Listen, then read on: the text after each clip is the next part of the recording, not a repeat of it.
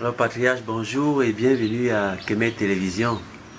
Bonjour, je vous remercie de m'accueillir parce que c'est quelque chose de très important de passer à une télévision qui parle de l'Afrique, qui parle du bonheur de l'Afrique, du développement de l'Afrique, du développement et de l'indépendance et de la sécurité de l'Afrique. Je crois que c'est cela que met télévision. Je suis donc heureux d'être avec vous aujourd'hui. Voilà, je rappelle que vous êtes le patriarche Biléo Aïssi, qu'on ne présente plus, notamment dans le cadre de son combat pour la renaissance de l'Afrique. Oui, ça dure. Ça dure depuis que j'ai pris conscience. Disons que depuis que j'ai déchaîné mon cerveau, parce que comme tous les chrétiens, j'avais un cerveau enchaîné par des dogmes. Je l'ai déchaîné et j'ai compris un certain nombre de choses. Et je me bats donc pour faire comprendre à mes frères africains qu'il n'est pas possible qu'on puisse se développer avec les racines des autres. C'est qu'aucun arbre ne peut se développer avec les racines d'un autre arbre. Et c'est ça l'essentiel. D'accord, voilà, Patriarche, comme vous l'avez dit, ce matin nous allons aborder une thématique sur les religions et également la géopolitique et voir un peu l'implication, n'est-ce pas, des religions dans la géopolitique africaine et même mondiale. Tout de go, je vais vous poser la question de savoir, est-ce que les religions importées sont un frein ou alors un moteur pour le développement de l'Afrique? Mais avant, l'exigence de la science voudrait qu'on définisse toujours un concept avant de le développer. Alors, Patriarche, pour vous, c'est quoi la religion? La religion, c'est une croyance qui vous lie à une divinité. C'est ça la religion. Lorsque vous êtes adepte d'une religion, vous êtes lié à une divinité. Et cette divinité est définie par les patrons de cette religion. Et c'est ce que nous vivons chez nous. Vous ne pouvez pas dire que nous avons défini quoi que ce soit s'agissant du christianisme ou de l'islam. Tout ça est venu d'ailleurs, nous a été imposé et évidemment, on est lié à une divinité ou à des divinités qui n'ont rien à voir avec l'Afrique, rien à voir avec nous, rien à voir avec nos ancêtres. D'accord. Et maintenant, après avoir défini le terme religion, peut-on définir également le terme développement, patriarche, pour essayer de voir s'il y a une corrélation entre ces deux notions? Toujours en français simple, je le dis souvent, je n'aime pas le métalangage. Le métalangage, je ne voudrais pas apparaître ici comme un intellectuel. Je voudrais apparaître comme quelqu'un qui parle à un peuple qu'il connaît. Et il parle le langage de ce peuple-là. Donc, le développement, de manière générale, comme je l'ai dit en français simple, c'est l'extension de quelque chose. Lorsqu'on dit qu'on développe quelque chose, ça veut dire qu'on étend cette chose. Or, le développement, puisqu'il s'agit du développement économique, c'est donc l'extension du bien-être des peuples qui utilisent disons, ce que la nature leur donne, c'est le vrai Dieu leur a donné. On utilise cela pour le bien-être du peuple. On étend ce bien-être. Et c'est cela le développement. D'accord. Alors, patriarche, pensez-vous que les religions dites importées sont-elles un frein ou un moteur pour le développement de notre continent? Si on va sur le postulat selon lequel c'est le peuple africain qui est le premier à arriver sur cette terre, et si c'est le cas, ça veut dire que ce peuple-là avait une religion. Maintenant, on a été phagocyté par ces religions importées. Est-ce que ces religions-là, bien que leur rôle régalien n'est pas d'apporter un développement, mais est-ce qu'elles peuvent quand même apporter un développement? Sont-elles un frein ou un développement pour notre continent, l'Afrique précisément? je vais être catégorique. Peut-être d'autres trouveront ça caricatural, mais je dis tout de goût et sans embâche que les religions étrangères sont un frein pour le développement de l'Afrique. Pourquoi? Pour simplement le fait que lorsqu'on les a créés, on ne les a pas créés pour le développement de l'Afrique. Quand vous créez une société, vous donnez des objectifs.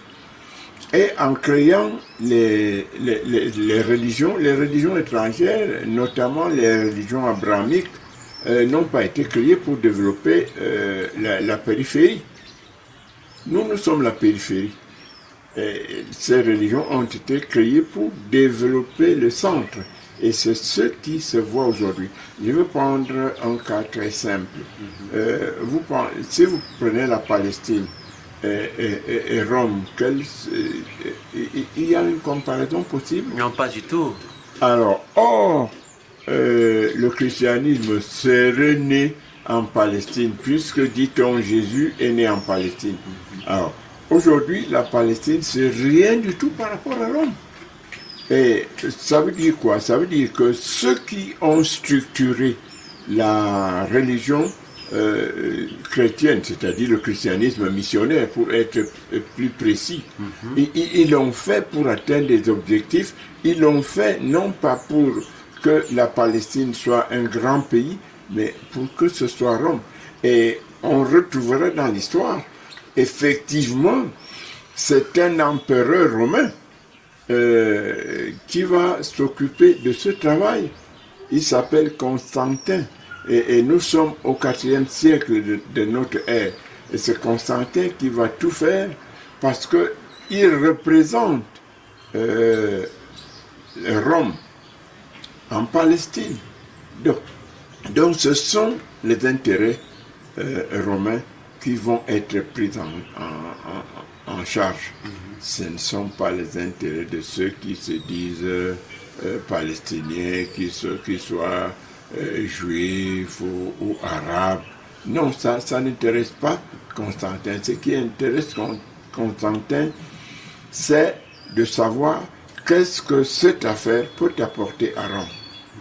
Et c'est comme ça qu'il va prendre de très grandes décisions qui, en fait, malgré qu'elles soient des trucs bidons, des mensonges avérés, puisque ça a duré, puisque on a utilisé la force et la violence pour imposer les religions, on est arrivé à accepter la création de ce Dieu par quelqu'un qui n'était pas chrétien, il faut le préciser. L'empereur Constantin n'était pas chrétien, il était adepte de Mitra. Ah, d'accord. Donc, donc du dieu Mitra. Oui, donc à peu près, pour que ceux qui nous écoutent ou nous regardent comprennent, le dieu Mitra, c'est le soleil. Donc, l'empereur Constantin était adepte de Mitra, mais c'est lui qui va prendre toutes les grandes décisions du christianisme missionnaire. Notamment, c'est lui qui va faire de Jésus un Dieu. C'est lui qui va décider au premier concile de Nicée en 325. C'est lui qui va obliger les pères conciliaires à admettre que Jésus est Dieu. Or, il y avait à cette époque-là d'autres théologiens qui savaient que Jésus n'est pas Dieu et qui tenaient à faire comprendre que Jésus n'est pas Dieu, notamment Arius. Mais malheureusement... Le prêtre Arius. Oui. Et il leur disait que Jésus n'est pas de même substance que Dieu. Et Constantin disait que Jésus est de même substance que Dieu. Ce qui est une véritable bêtise, mais une bêtise qui aujourd'hui a pris des milliards d'esprits en esclavage. D'accord, patriarche. Pour revenir dans le cadre de l'Afrique, par exemple, est-ce que on peut appeler développement toutes celles des routes, toutes celles des établissements scolaires et même des hôpitaux que ces chrétiens catholiques, entre parenthèses, ont eu à créer ici chez nous, puisque l'école participe de l'éducation de la jeunesse et ils en ont des écoles un peu partout. Est-ce qu'on ne peut pas appeler ça également un développement? Oui, de l'éducation, on va en parler tout à l'heure. Je vais vous donner une citation. Mais c'est une argutie que de dire que le christianisme missionnaire a apporté un plus à notre continent. Parce que il aurait créé des écoles, des hôpitaux. J'ai dit argutie pure. Lorsque, par exemple, vous dites, ici, il n'y avait pas un hôpital, et maintenant, il y en a 10. Mais on n'a pas avancé. On n'a pas avancé, pourquoi? On n'a pas avancé parce que pour te faire soigner dans un hôpital, il faut avoir les moyens. Or, on ne met pas cela en exergue. On vous dit qu'on a créé c'est comme les écoles, les universités.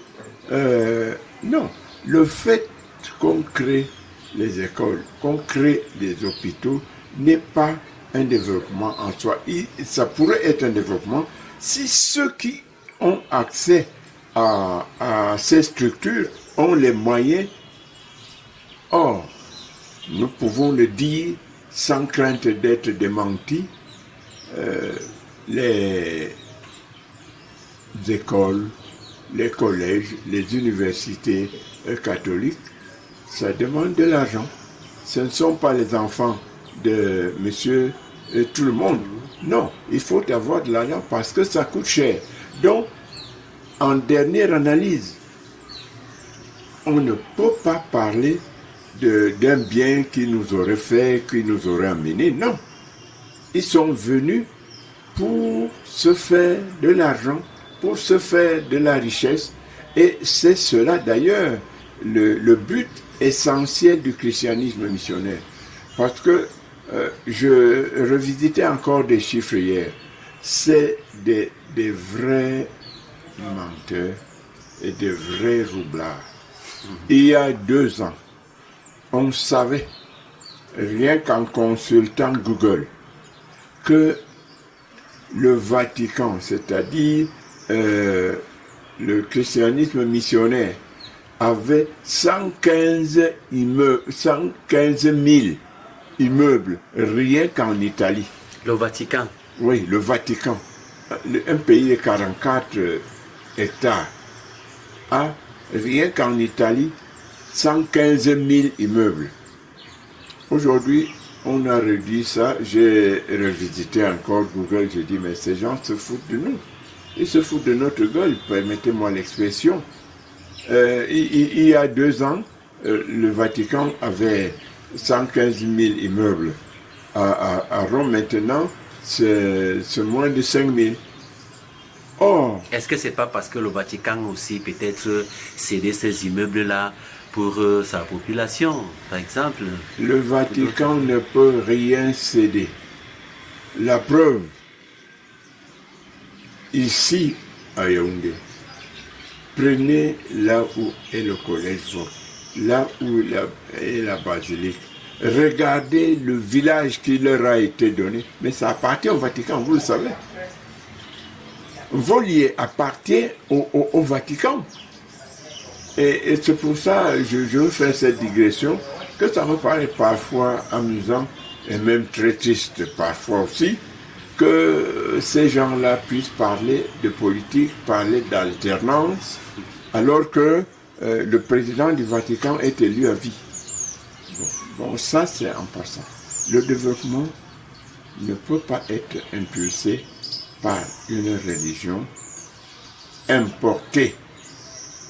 D'un, je l'ai dit au départ, parce qu'elle n'a pas été créée pour cela, et le but et les objectifs qu'on se donne au départ n'étaient pas le développement de l'Afrique. Et si il y avait, disons, cette volonté, il n'y aurait jamais eu l'esclavage. Or, nous savons aujourd'hui que la bulle papale du pape Nicolas V, de son vrai nom, Tommaso Parenticelli, demandait qu'on prenne les Noirs en esclavage. Et au nom de Dieu, s'il vous plaît, au nom d'un Dieu qu'ils ont créé, parce qu'à la vérité, je le dis, les chrétiens, tel que ça se présente, c'est-à-dire le christianisme missionnaire ne connaît pas le vrai Dieu. Le Dieu qu'ils ont créé, c'est l'argent. C'est ce Dieu-là qu'ils ont choisi. Et c'est ce Dieu-là qui sert. Lorsque il arrive comme un cheveu dans la soupe, un pape qui se rend compte que ce qu'on dit n'est pas ce qu'on fait, il est combattu. Et le cas le plus flagrant est le cas de Jean-Paul Ier, qui n'a fait que 33 jours sur le trône, parce qu'il a voulu lutter contre la mafia, il a voulu lutter contre la franc-maçonnerie. Or, il s'est trouvé que la franc-maçonnerie était installée au Vatican, et à cette époque-là, c'était le cardinal Villot qui en était le patron. Et leur loge s'appelait la loge P2. Et lorsque il fait venir effectivement le cardinal Villot, il lui demande, mon éminence, est-ce que ce que je découvre, vous l'avez découvert avant moi ou nous le découvrons ensemble? Parce que le pape avait eu des informations de toutes parts. Le secrétaire d'État, qui était donc le cardinal Villot et qui était le patron de la loge, lui dit, Sa Sainteté, on a vu ça avant vous. Et le pape lui demandait, qu'est-ce que vous avez fait?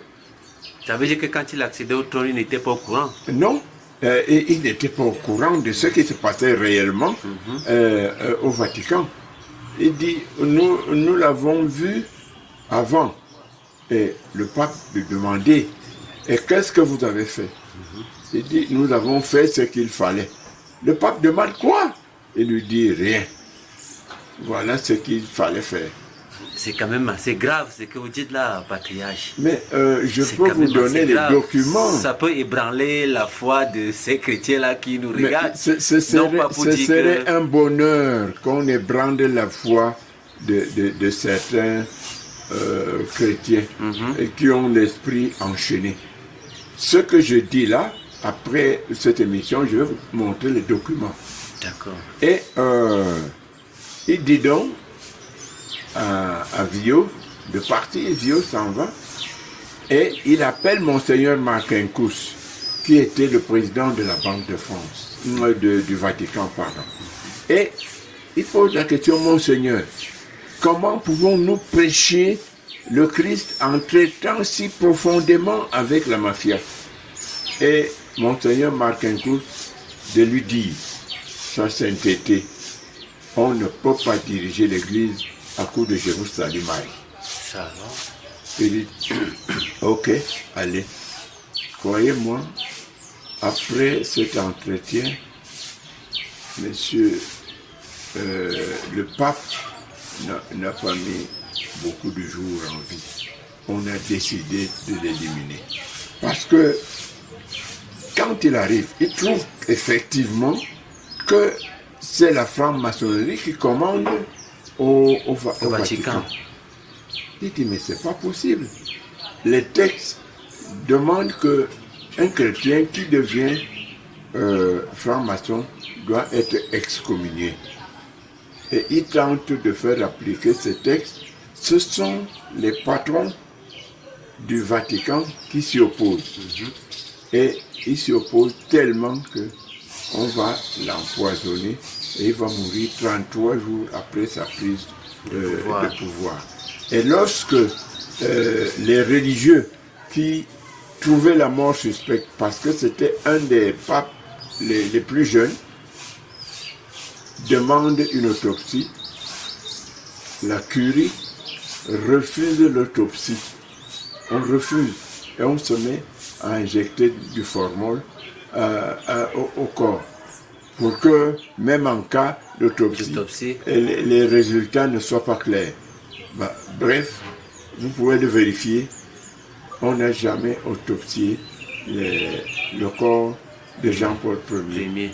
Et qu'est-ce qu'on va faire après lui? On va mettre sur le trône, comme ils disent, de Saint-Pierre, bien que ce soit une bêtise, Jean-Paul II, qui, lui, est de l'Opus Dei, de la secte Opus Dei, et qui va servir l'Occident à faire tomber et à faire écrouler le bloc de l'Est.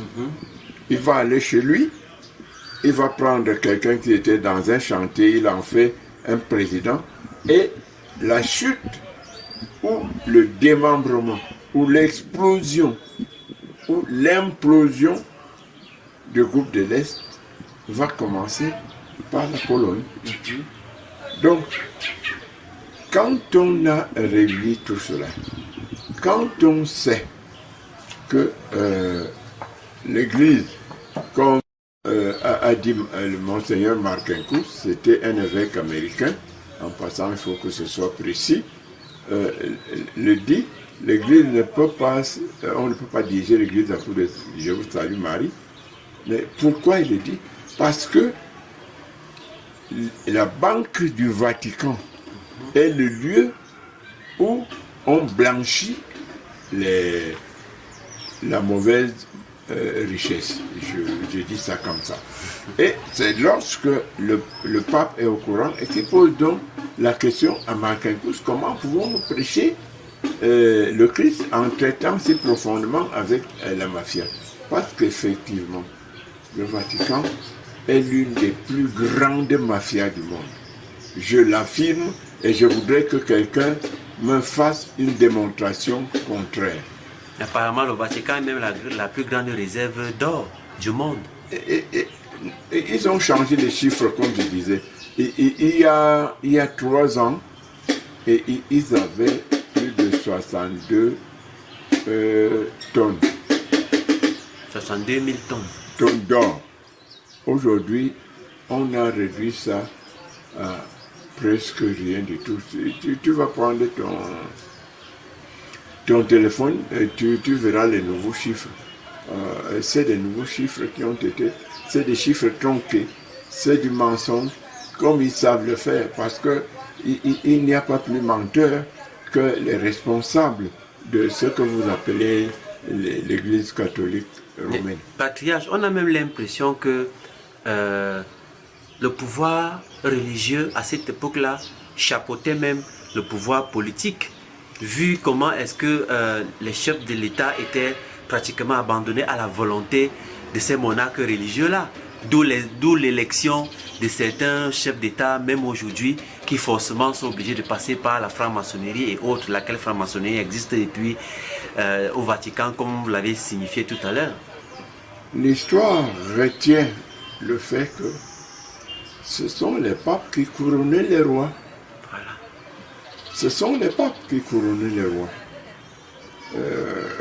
Ça va changer lorsque la révolution de la franc-maçonnerie va amener la France à la République. Va amener la France à la République et les papes ne vont plus introniser le roi. Mais le pape reste le roi le plus puissant de la planète Terre au moment où nous parlons. Parce qu'il ne peut cesser d'être patron du Vatican que s'il meurt. Donc, il faut dire une chose.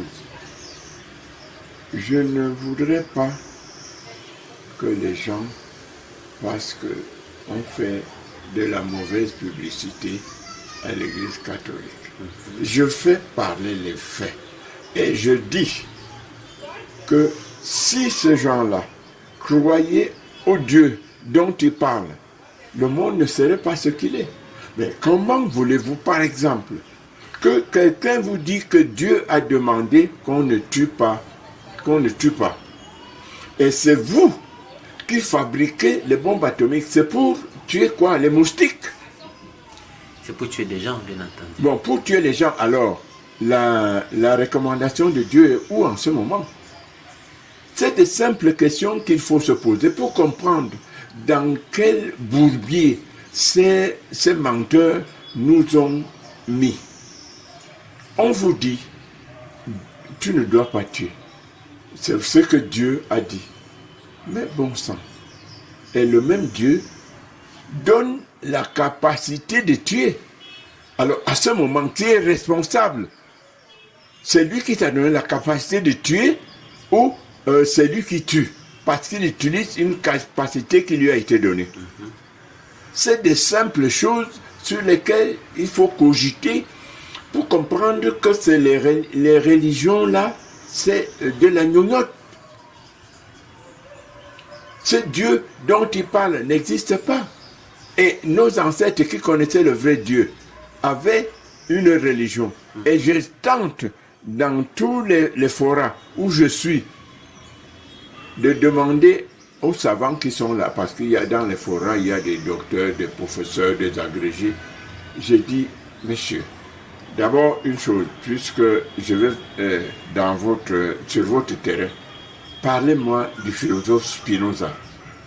Personne ne veut parler de Spinoza, parce que Spinoza a démontré ce que nos ancêtres savaient, que Dieu c'est la nature. C'est pour cela que nos ancêtres étaient panthéistes. Il paraît même patriarche, que l'Église catholique a institutionnalisé l'esclavage à travers le pape Nicolas V dans sa bulle papale du 8 janvier 1454. Le pape Nicolas V, il a institutionnalisé carrément l'esclavage. Vous avez le texte du pape Nicolas V en entier dans ce livre. Et après l'émission, vous jeterez un coup d'œil et vous allez voir ce que c'est effectivement. C'est l'Église catholique romaine avec le pape, avec sa bulle papale du 14 janvier 1454, qui a institué comme ça de manière officielle l'esclavage. Et cet esclavage va être codifié par le roi Louis XIV, dans ce qu'on appelle le Code noir. Mais il faut voir ces textes-là. Au lieu de nous parler de Dieu, on va à l'église. Mais je pose la question aux gens.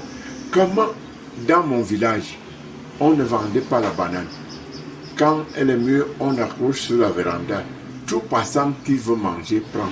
Vous pouvez faire ça aujourd'hui? Rien. Est-ce du fait de la religion, patriarche, ou alors c'est le contexte? Est-ce du fait de la religion, ou alors c'est le contexte? C'est le fait de la religion, parce que nous avons pris une autre culture. D'accord. Nous avons pris une autre culture. Quand je suis né, il y a 81 ans, les maisons dans mon village n'avaient pas de porte. On prenait des grosses écorces d'arbres qu'on plaçait et on calait avec un bois. Parce qu'il n'y avait pas de vol. Mais tu vas au champ, tu reviens, tu trouves ta maison intacte. Maintenant, malgré des gros cadenas, malgré tous les systèmes, on vous coupe les cadenas pour voler. On ne sait plus que la chose d'autrui n'appartient pas aux voleurs. Et c'est ce qu'on nous a dit. C'est l'éducation que nous avons eue, mais qui est partie en fumée avec l'arrivée du capitalisme et de ce que vous appelez religion chrétienne. Tout cela est venu par ces étrangers. C'est donc aujourd'hui, regardez comment se comportent les prêtres, comment se comportent les évêques et comment se comportent les papes. Vous pensez qu'un évêque qui est dans sa 4x4, il va peut-être chez moi à Liguenfomo, il dépasse une vieille femme qui se bat pour aller à Liguenfomo à pied. Vous croyez que l'évêque va s'arrêter pour porter cette vieille? Non. Et c'est ça, c'est ça le comportement de Dieu, c'est ça le comportement de l'amour. Non. Les évêques sont des ministres du gouvernement du Vatican. Et c'est pour cela que je leur dénie le droit de parler des choses de ce qui était leur pays avant leur nomination comme évêque. Ils n'ont pas le droit de parler de ça. J'ai dit, tu ne peux pas... un oiseau ne peut pas parler de dents. L'oiseau a un bec. Laisse ceux qui ont les dents parler de dents. Et vous venez parler de la démocratie, encore que c'est un concept assez flou. Il y a au moins 10 sortes de démocratie. Et c'est ces gens-là qui parlent de ça, alors qu'ils ne connaissent pas exactement le mal qu'ils ont fait à l'Afrique, parce qu'aujourd'hui, grâce à l'éducation, et je t'ai montré une citation de Leibniz, qui dit que celui qui est maître dans un pays, qui est maître de l'éducation pendant 50 ans, est assuré d'être le maître de l'avenir de ce pays. Et c'est exactement ce qui se passe chez nous. Absolument. Regarde, nous parlons aujourd'hui, est-ce que moi je suis un étonne et je parle français. Mon grand-père, mon père, mon arrière-grand-père n'était pas français. On dit que je suis francophone. Vous allez comme ça de l'autre côté. Les gens disent qu'ils sont francophones. Ils n'ont ni père, ni grand-père, ni arrière-grand-père anglais, mais ils sont francophones. Grâce à l'éducation. Aujourd'hui, nous souffrons de cela. Ceux qui vont à l'école et qui ne comprennent pas qu'il faut aller apprendre ces choses et venir se poser les vraies questions. Quand ils viennent vous citer les Hegel, les autres... Et tous ces pseudo savants là, occidentaux, les Kant et autres. Oui, Kant a dit ceci. Qu'est-ce que toi tu dis? Et ensuite, c'est un peu comme la Bible. Ces gens-là sont assez loin de nous. La Bible a été écrite, en tout cas le Nouveau Testament, ce qu'on appelle le Nouveau Testament. Et je ne sais pas pourquoi on utilise encore l'Ancien Testament, parce que le Nouveau Testament, en principe, devrait remplacer l'Ancien Testament. Ah, mais ce n'est pas le cas. Les gens continuent à se référer à l'Ancien Testament. C'est comme donc les pseudo-savants de chez nous, qui vont prendre des choses qui ont été dites il y a des siècles, et qui n'ont aucun rapport avec nous, que ce soit sur le plan culturel ou que ce soit sur le plan social. Comment voulez-vous qu'on vienne vous dire ce qu'un Français a dit il y a des siècles et vous venez le répéter à un Camerounais en l'an 2023? Quel rapport y a-t-il? Parce que pour arriver à à la citation que vous faites, il y a eu un cheminement historique, il y a eu un cheminement économique, il y a eu un cheminement culturel. Mais vous passez au-dessus de tout ça, vous venez me citer, vous venez me dire que tel a dit ceci, tel a dit cela, alors que ça ne correspond pas. Il faut choisir. Je ne dis pas que toutes les citations sont mauvaises. Moi-même, je venais d'en faire une, celle de Leibniz, qui traduit la vérité, parce que Leibniz est proche de nous et décrit ce que nous vivons aujourd'hui. Mais lorsque vous venez me parler de Moïse et d'Abraham, dont on n'est même pas sûr qu'ils ont vécu, vous ne savez absolument rien, simplement parce qu'on a dit la parole de Dieu, bien que Dieu n'ait pas de bouche. Dieu n'est pas un homme. C'est l'anthropomorphisme qui a fait qu'on crée le Dieu qui fait tous les problèmes aujourd'hui. On ne peut pas prendre Dieu comme un être qui serait quelque part et qui regarde voir qu'est-ce que Bilo Aïchi a fait aujourd'hui. Non. Je suis le produit de l'union de mon père et de ma mère. Et lorsque, dans ce qu'ils appellent parole de Dieu, ils disent que Dieu dit, allez et multipliez-vous, remplissez la terre. Il dit, c'est moi qui va venir remplir la terre, c'est moi qui va venir vous multiplier. Et ces gens, comme ils sont des experts en mensonges, il y a un ange qui, curieusement, s'est retrouvé avec un sexe et a fait que Marie soit enceinte. Non, vraiment, il y a de quoi penser que ces gens-là ils n'ont pas grand-chose dans la tête. Il est vrai que leur mensonge a marché puisque les gens croient à la virginité de Marie. Or, lorsque vous prenez les textes originaux, ils ont été écrits en grec. Et Marie a eu plus de 7 enfants, puis nés. Et les bandits viennent vous dire que ceux qu'on appelle frères de Jésus, ce sont ses cousins, et ceci, je vais dire aujourd'hui. Il faut qu'on comprenne une chose. Je cherche pour vous dire exactement. Les textes originaux des évangiles ont été écrits en grec. Et on nous renseigne plutôt que c'était en hébreu et en araméen. Non.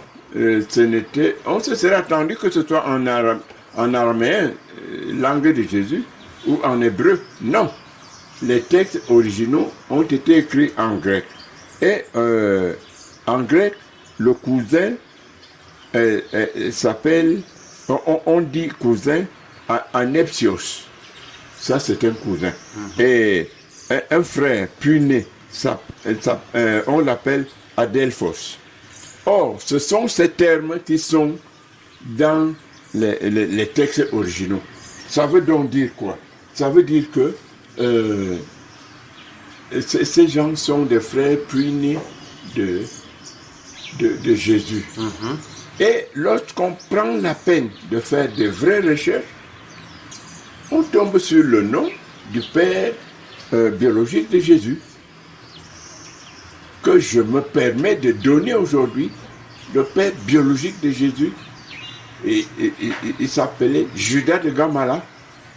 Comment c'est ça? Comment c'est tout ça, patriarche? Mais il y avait des historiens du temps de Jésus. Il y avait des historiens. Et il y avait Flavie Joseph, par exemple, qui était historien du temps de Jésus. Et effectivement.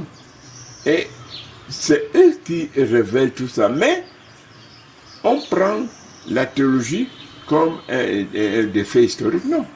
J'ai dit, le père biologique de Jésus s'appelait Judas de Gamala ou Judas le Golonite. Voilà ce que les historiens du temps de Jésus donnent. Son père biologique. Son père, c'est-à-dire c'est lui qui s'est accouplé avec Marie. Qui s'est accouplé avec Marie et qui a donné Jésus, s'appelait Judas de Gamala et qui a été tué lors du recensement. On fait référence de ce recensement, on dit que Jésus est resté, ses parents sont partis après, ils ont fait demi-tour. Le type qui a fait les troubles dans ce recensement, c'était le père de Jésus. Et il a été tué, il a été assassiné. Et le père de Jésus était un homme politique. On n'attendait pas des sauveurs spirituels, on attendait un sauveur politique. Et on a transformé que Jésus est devenu le sauveur spirituel. Non. Le père de Jésus était un homme politique et Jésus a pris le pas de son père et a commencé à fustiger les Romains qui avaient colonisé la Palestine. Et c'est pour cela que, comme son père, il sera assassiné. Et pour qu'on ne se rende pas compte que c'est Judas de Gamala qui était le père biologique de Jésus, on a créé une ville de toutes pièces. Parce que Nazareth n'existe sur aucune carte de l'époque de Jésus. On a créé Nazareth parce qu'il fallait éloigner les gens du village de Judas de Gamala. Père de Jésus. Père de Jésus. Voilà comment Nazareth va être créé. Dans le discours selon lequel Joseph serait le père de Jésus, c'est une fable. C'est une fable. Mais il est possible que Joseph soit le mari de Marie. Mais après Judas de Gamala, c'est-à-dire après l'assassinat du premier mari. Donc Marie n'a jamais conçu du Saint-Esprit. Mais, le Saint-Esprit n'a pas de sexe. C'est comme qui dirait, tout le monde le sait, comme on discute sur le sexe des anges. Les anges n'ont pas de sexe. Un esprit n'a pas de corps. Et Dieu, le vrai, ne viole jamais sa loi. Dieu a voulu que, pour qu'il y ait procréation, il faut une union d'un homme et d'une femme. Lorsque on parle du déluge, l'histoire du déluge, on vous dit, on a demandé à celui qui avait fait Noé, de prendre les animaux, comment? Mâle et femelle, n'est-ce pas? De mettre dans l'arche. Mais pourquoi on n'a pas dit, Dieu n'a pas dit à ce monsieur, écoute, laisse ça, tout ça, ça va mourir, je vais créer d'autres. Non. Mâle et femelle pour que, après le déluge, qu'il y ait une reproduction. Comme Dieu l'a initié. Il n'y a jamais eu de femmes qui conçoivent du Saint-Esprit. Le Saint-Esprit n'a pas un corps. Le Saint-Esprit n'a pas un sexe. Donc, la virginité de Marie est une... c'est de la gnognotte. C'est tout ce que je peux dire. Et ils ont fait ça, comme aujourd'hui, pour se mettre Dieu de leur côté. Et lorsqu'ils se sont mis Dieu de leur côté, et qu'ils deviennent les représentants de Dieu, ils vont donc dire au monde ce qu'il faut faire, parce que c'est Dieu même qui l'a voulu, c'est Dieu qui l'a dit. Non, Dieu ne parle pas. Dieu n'est pas un être qui est quelque part. Et non. Nous sommes, et si vous voyez, si vous lisez l'évangile de la paix de Jésus-Christ par le disciple Jean, vous allez comprendre que Spinoza avait raison. Parce que dans cet évangile de la paix de Jésus-Christ par le disciple Jean, il est affirmé, et je vous ferai lire cet évangile, et qui est au Vatican, avec les références de classement dans la bibliothèque du Vatican, qui dit que c'est la terre qui est notre mère. C'est la terre qui est notre mère, et ce que dira, en d'autres termes, le philosophe Spinoza. Donc, cette histoire de créer un Dieu qui est bon, qui est omniprésent, omniscient, omnipotent, mais monsieur, si Dieu est tout ça, ça veut dire que c'est le plus grand criminel. Tu ne peux pas être omniscient. Tu sais tout. Et tu es partout. Tu es partout. Et tu laisses que ce qui se fait aujourd'hui se fasse. Effectivement, c'est logique. Non, c'est pas possible. Il n'y a que des chrétiens au cerveau enchaîné qui croient à ce genre de blabla.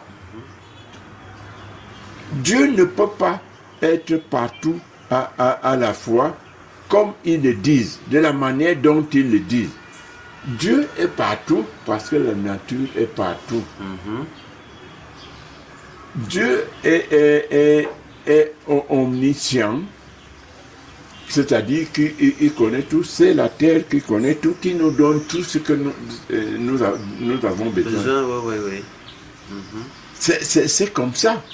Mais on a fait un Dieu qui serait au ciel. Le ciel, c'est quoi? Le cosmos, on nous dit aujourd'hui, les scientifiques l'affirment, Mordicus, jusqu'aujourd'hui, le cosmos continue de s'agrandir. Alors, on nous dit que Dieu a créé le ciel et la terre. Maintenant, qui crée le cosmos qui s'agrandit tous les jours? Non.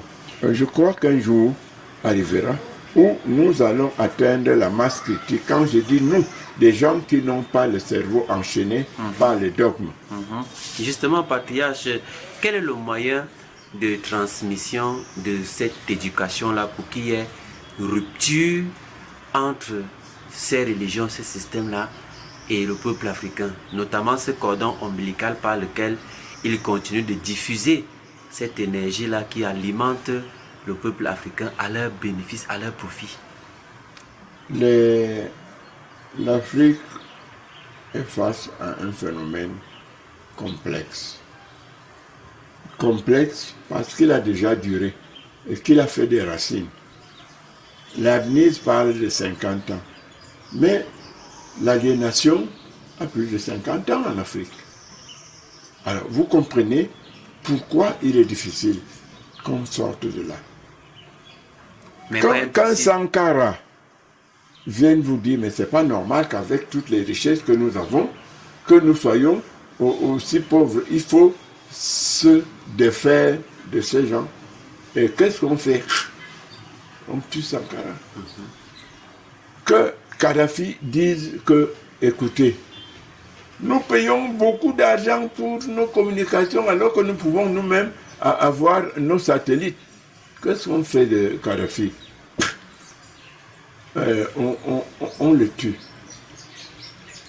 Plus proche de nous, Oumyobé veut que le Cameroun soit indépendant parce que ces gens-là naissaient nationalistes, patriotes.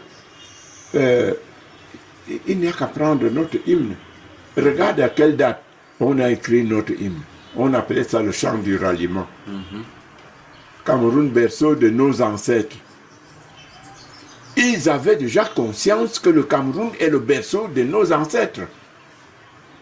Tu crois que les endocolons qui maltraitent l'Afrique aujourd'hui en disant qu'ils sont africains, alors qu'ils n'ont d'Africains que la couleur, tu crois que ces endocolons ont conscience que notre continent est le berceau de nos ancêtres, que nous devons, j'allais dire, le dorloter? Non. Mais patriarche, est-ce que ça n'a pas été une erreur pour ces héros nationalistes-là de vouloir combattre un système tout seul au lieu de former également un système? Et c'est le mal de l'Afrique parce que nous avons à la tête de nos États les hommes forts au lieu des institutions fortes, contrairement à ces systèmes occidentaux. C'est la raison pour laquelle nous sommes facilement écrasés quand un héros, un nationaliste se lève et décide de dire que non, ce n'est pas bon assez.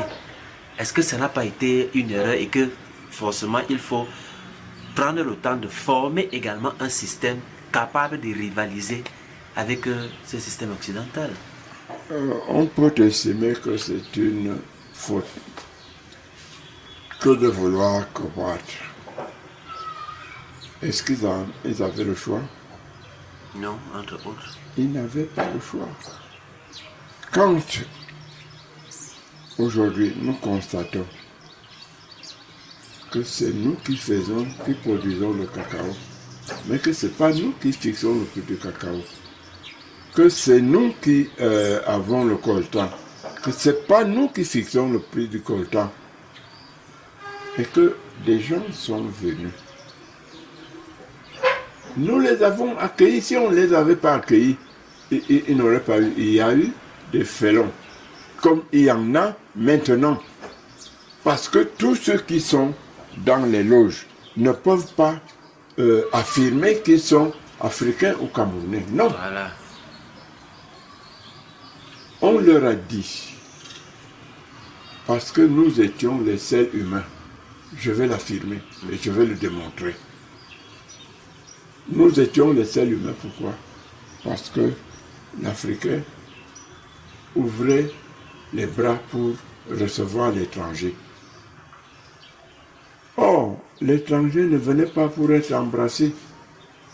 L'étranger venait pour t'écraser parce qu'il sait que tu es riche, que ton pays est riche. Alors, qu'est-ce qui nous a perdu? C'est notre humanité. Parce que quelqu'un qui est humain, dites-moi, quelqu'un qui est humain, peut-il fabriquer une bombe qui peut tuer des millions de personnes en une fois? La preuve que nous les Africains, nous n'en avons jamais fabriqué. On n'en a pas fabriqué, mais il faut entendre les endo-colons parler. Ils vous disent, oui, la sorcellerie est une mauvaise chose, parce que, j'ai dit, qu'est-ce que vous appelez la sorcellerie? On a appelé sorcellerie, les Blancs ont appelé sorcellerie ce qu'ils ne comprenaient pas. Nous, la sorcellerie est une science. Et comme toute science, elle est duale. La science qui fabrique les bombes atomiques fabrique en même temps les voitures, les avions et les remèdes, non? On a voulu, ou les endocolons se servent de ça pour dire, oui, votre sorcellerie, ça tue les gens, les enfants fuient le village à cause de la sorcellerie. Non, les enfants fuient le village parce qu'il n'y a rien à faire au village. Ils viennent se débrouiller en ville parce que nous avons pris un régime qui ne nous convient pas. Donc, si quelqu'un te dit que la sorcellerie est une mauvaise chose, dis-lui, tu n'y comprends absolument rien. Il y a des aspects positifs parce que c'est une science. Et comme toute science, si on l'utilise à mal faire, ça devient négatif. Et j'ai pris l'exemple des armes de destruction massive. C'est la science, non? Mais ça fabrique quoi? Ça fabrique des bonnes choses et des mauvaises choses. Mais quant à se cramponner sur le fait que la sorcellerie, c'est seulement la mauvaise chose, ça veut dire qu'on n'y comprend absolument rien. Mon père était un initié. Il pouvait se déplacer sans prendre de véhicule, c'est-à-dire le vélo, la voiture, le train, l'avion. Donc, première chose... Éviter d'entrer dans les loges. Oui. Deuxième chose, revendiquer qu'on vous enseigne la vraie histoire de l'Afrique. Et c'est à partir de là que les jeunes peuvent avoir des modèles. Si on a l'histoire biaisée qui est la nôtre aujourd'hui, nous sommes sûrs d'être des esclaves ad vitam aeternam. Parce que on n'aura aucun moyen de sortir de là. Notre histoire nous permet d'être nous-mêmes, de connaître notre véritable identité. Et maintenant, je m'adresse aux responsables. Faites un effort pour que l'éducation qui est donnée dans nos écoles, dans nos lycées, dans nos universités, soit une éducation africaine. Si cela n'est pas le cas, il faut faire un trait sur notre indépendance et sur notre souveraineté. Nous ne pourrons jamais être souverains parce que l'éducation aujourd'hui nous amène où? nous amène, on vous dit, oui, l'agriculture, la terre ne trompe pas, la terre ne manque pas. C'est vrai. Mais seulement, si Biloa ici a un grand champ, et qui donne beaucoup, qui produit beaucoup, et que M. Niamsi a dit Kalachnikov, et il vient me dire, fous le camp. Je vais foutre le camp. Tu ne pourras pas exploiter cette terre. Non, pas du tout. Mais qu'est-ce qui fait qu'on ne parle pas du nucléaire en Afrique? Qu'est-ce qui fait qu'on n'encourage pas les têtes et nous en avons? Et les enfants qui fabriquent des drones, personne ne les regarde. Pourquoi l'Afrique ne fabrique pas ses propres armes? Elle en est capable. Donc, Que la jeunesse prenne ses responsabilités. Mori Meniat voulait dire comment? C'est l'homme qui est le responsable de tout ce qui lui arrive. Tu décides de faire quelque chose, il n'y a rien qui puisse empêcher de le faire. Voilà, merci beaucoup Patriarche pour nous avoir accordé votre temps. C'est moi qui vous remercie et il serait souhaitable d'ailleurs que nous puissions effectivement de temps en temps avoir ce genre d'entretien qui, je le sais, peut permettre à certains jeunes de comprendre un certain nombre de choses. Merci Patriarche.